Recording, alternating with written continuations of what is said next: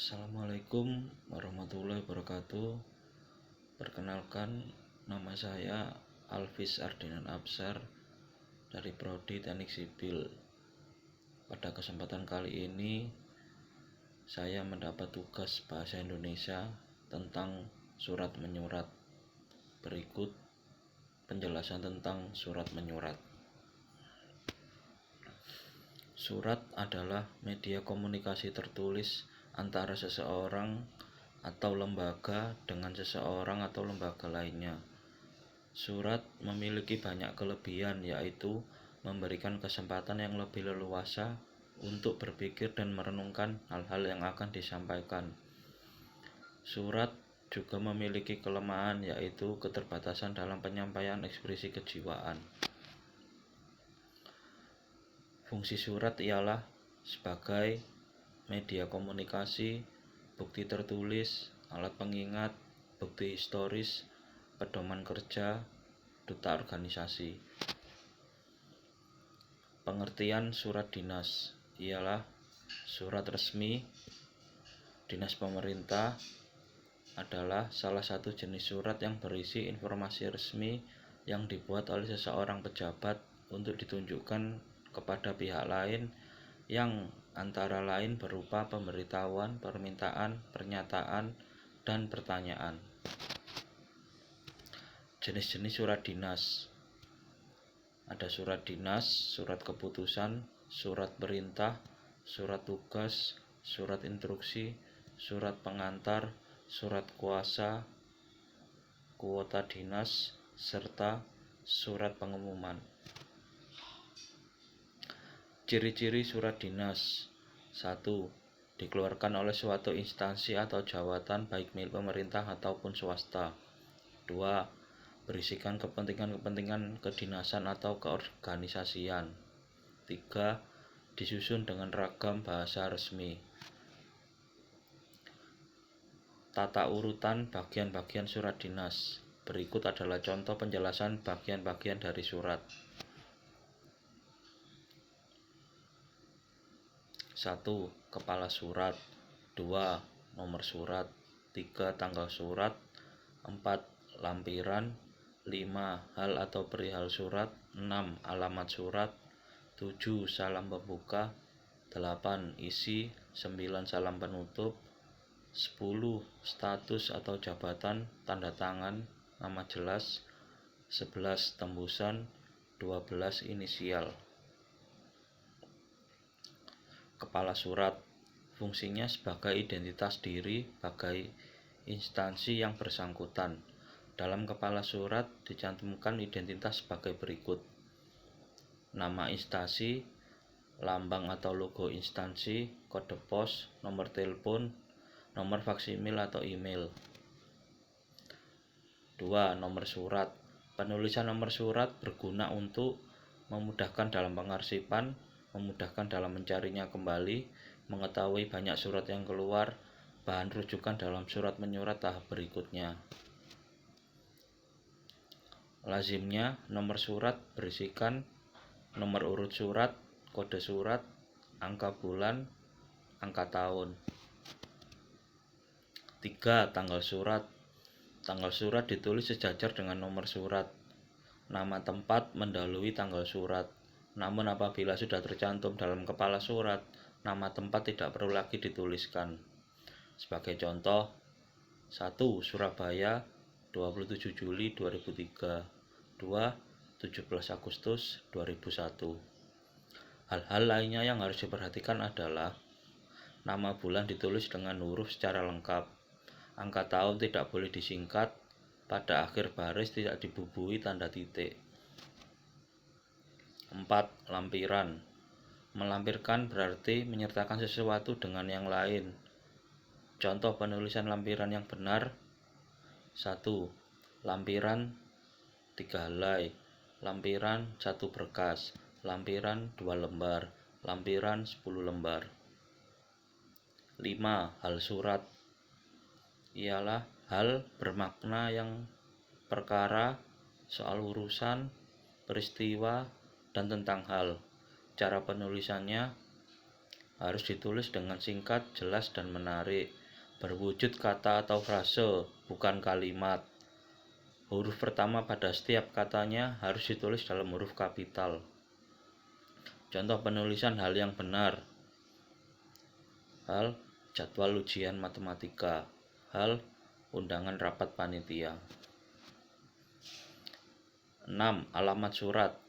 Pada umumnya, surat dinas dikirim dengan menggunakan sampul atau amplop. Dengan demikian, ada dua macam alamat, yaitu alamat luar dan alamat dalam. Alamat luar pada sampul terdiri atas kata kepada, YTH, nama jabatan, unit kerja, alamat lengkap. Berikut contoh alamat luar pada sampul.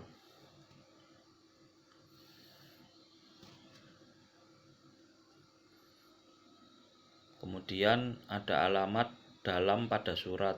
Ketentuan penulisan pada alamat surat bagian dalam. 1. Tidak didahului kata kepada, menggunakan kata YTH, menggunakan nama jabatan, mencantumkan unit kerja, menggunakan alamat lengkap. Nama tempat pada alamat yang dituju tidak didahului kata depan di. 7. Salam pembuka. Salam pembuka berfungsi sebagai penghormatan terhadap pihak yang dituju.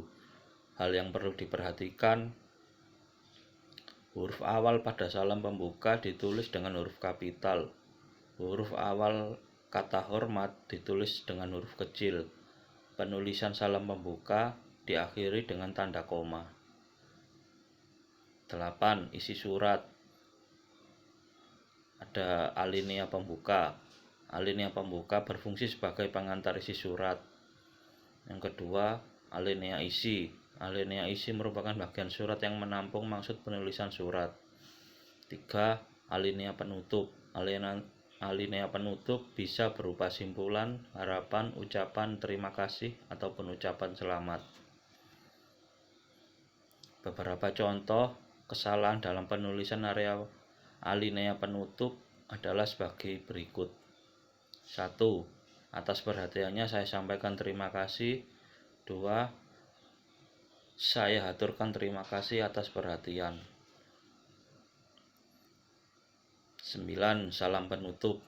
Salam penutup yang lazim digunakan adalah hormat kami, hormat saya, salam takzim, dan wassalam. Hal-hal yang perlu diperhatikan. 1. Huruf awal salam penutup ditulis dengan huruf kapital. 2. Penulisan salam penutup diakhiri dengan tanda koma. Contoh, hormat kami, wassalam. 10. Pengirim surat. Pengirim surat adalah pihak yang bertanggung jawab atas penulisan atau penyampaian surat. Berikut singkatan-singkatan. Singkatan A.N bukan A_N merupakan kepanjangan dari atas nama.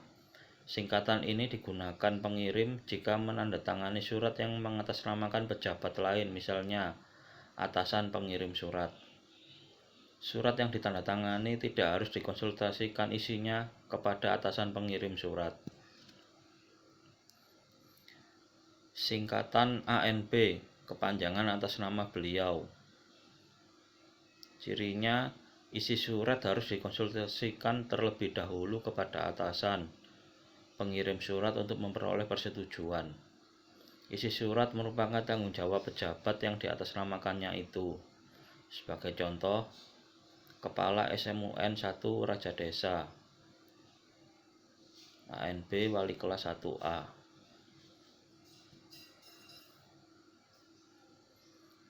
Singkatan UB, kepanjangan dari untuk beliau, digunakan jika seseorang pejabat mendapat pendelegasian wewenang untuk menandatangani surat dari pejabat atasannya. Singkatan AP merupakan kepanjangan dari atas perintah, digunakan jika pejabat yang berwenang menandatangani surat memberikan kuasa kepada bawahannya. APB, atas perintah beliau, digunakan jika menteri menguasakan penandatangan surat kepada bawahannya. PLH, pelaksana harian, Digunakan jika pejabat yang berwenang menandatangani surat berhalangan untuk waktu tertentu karena tugas dinas menguasakan penandatanganan kepada pejabat setingkat di bawahnya. WKS wakil sementara digunakan jika pejabat yang belum ditunjuk penggantinya atau berhalangan karena tugas. UP untuk perhatian digunakan atau ditujukan kepada seseorang atau pejabat teknis yang menandatangani suatu kegiatan atau pekerjaan tanpa memerlukan kebijaksanaan langsung dari pimpinan pejabat yang bersangkutan. 11. Tembusan surat. Tembusan dibuat jika isi surat tersebut juga perlu diketahui pihak-pihak lain. Tembusan diletakkan pada margin sebelah kiri lurus vertikal dengan nomor lampiran dan perihal surat dan sejajar dengan nama pejabat yang menandatangani surat. Hal-hal yang perlu diperhatikan dalam tembusan: huruf awal kata tembusan ditulis dengan huruf kapital. Kata tembusan tidak perlu digaris bawah. Tanda titik 2 mengikuti kata tembusan jika tembusannya lebih dari 1. Penulisan kepada yang terhormat tidak perlu dicantumkan. Yang diberi tembusan adalah pejabat atau orangnya dan kantornya. Kata arsip atau pertinggal tidak perlu dicantumkan.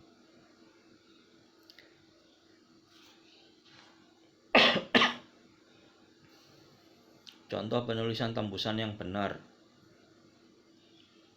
Tembusan 1. Kakanwil Depdiknas Provinsi Jawa Barat. 2. Kakandep Dekdiknas Kabupaten Ciamis.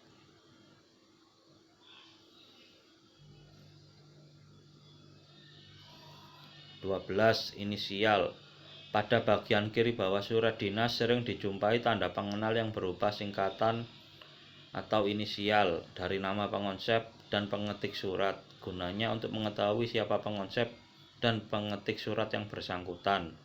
Contoh: Iin Hendriani atau bernama alam. Bentuk-bentuk surat dinas.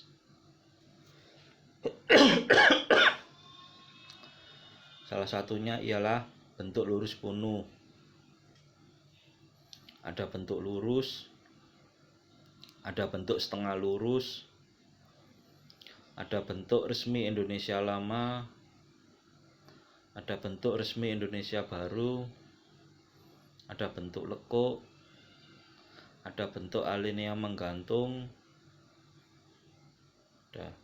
Langkah-langkah penyusunan surat dinas: menentukan perihal surat, menyusun kerangka surat, pengumpulan informasi, mengembangkan kerangka surat dan proses pengetikan, mengembangkannya menjadi surat yang utuh, memilih kertas surat, mengetik surat. Penyuntingan surat, melipat dan menyampul surat. Berikut adalah contoh-contoh dalam melipat surat. Ada lipatan baku, ada model baku rendah, ada lipatan akordion, ada lipatan akordion rendah, ada lipatan ganda sejajar, ada lipatan tunggal, lipatan model Perancis, lipatan baron. Menyampul surat, membubuhkan alamat surat. Sebagai contoh berikut: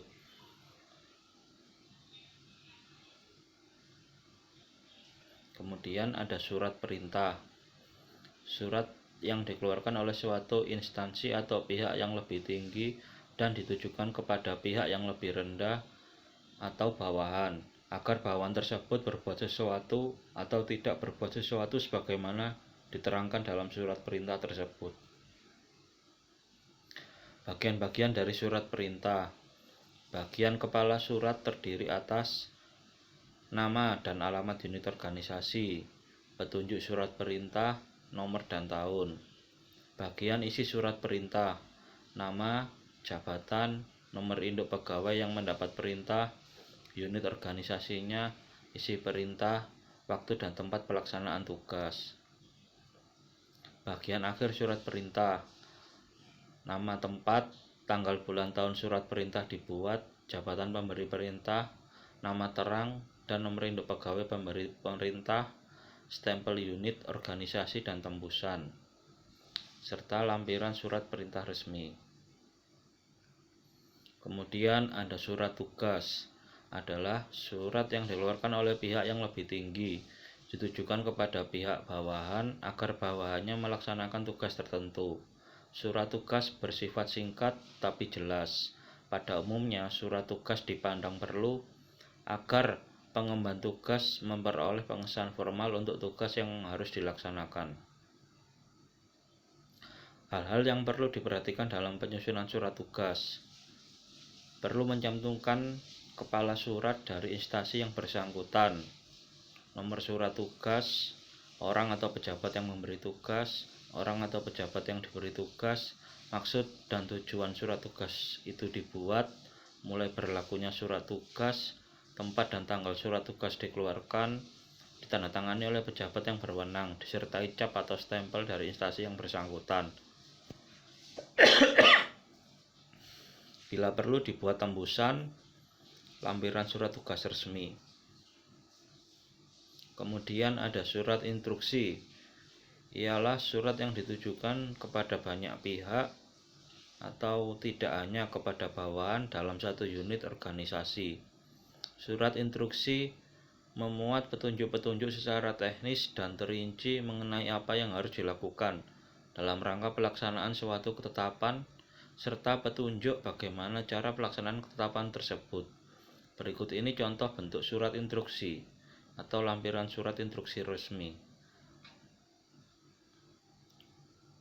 Ada surat pengantar, ialah surat untuk mengantarkan sesuatu dengan maksud agar yang menerimanya mengetahui maksud sesuatu yang diterimanya.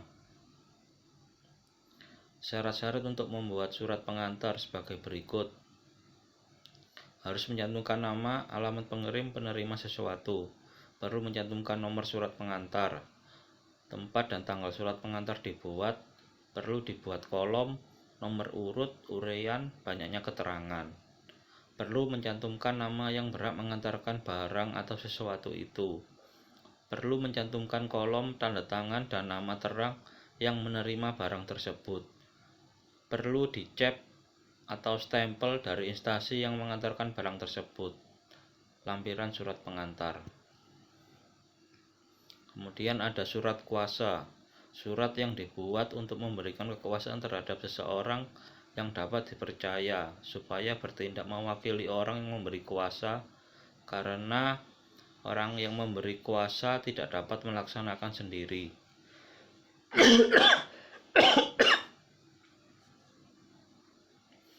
Syarat-syarat untuk membuat surat kuasa. Surat kuasa untuk perorangan tidak perlu mencantumkan nomor surat kuasa.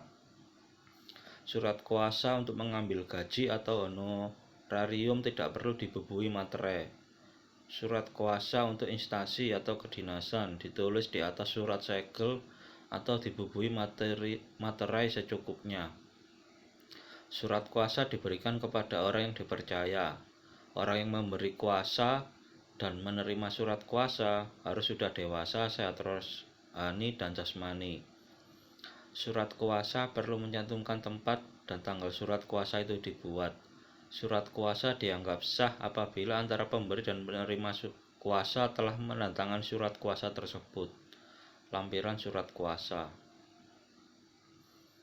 Kemudian ada nota dinas, adalah surat peringatan atau penunjukan atau keterangan secara resmi dengan maksud agar isi yang tercantum di dalamnya mendapatkan perhatian sepenuhnya dan dilaksanakan sebaik-baiknya dengan penuh rasa tanggung jawab.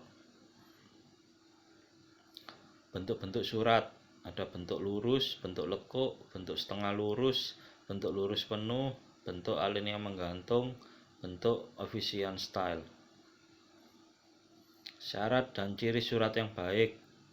Surat ditulis dalam bentuk yang menarik dan tersusun sesuai dengan peraturan. Untuk itu penulis harus memahami berbagai bentuk surat yang akan digunakan. Kalimat sederhana, lugas, dan mudah dipahami oleh pembaca. Kata-kata yang dipakai harus jelas, tepat, tidak mendua, hemat, dan benar sesuai dengan tata bahasa Indonesia. Bahasa surat harus hormat, sopan, dan simpatik agar pembaca surat merasa dihormati. Pergunakan singkatan-singkatan yang umum dipakai dalam surat menyurat. Disusun secara sistematis, terinci, konsisten, dan kronologis. Pergunakan tanda baca dan huruf besar pada tempatnya. Pergunakan istilah-istilah bisnis yang baku.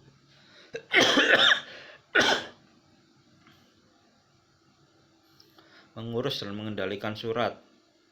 Kegiatan penanganan surat masuk dan surat keluar yang meliputi penerimaan, pencatatan, pengarahan, pendistribusian, pemrosesan lebih lanjut, agar surat dapat cepat dan tepat sampai ke yang dituju.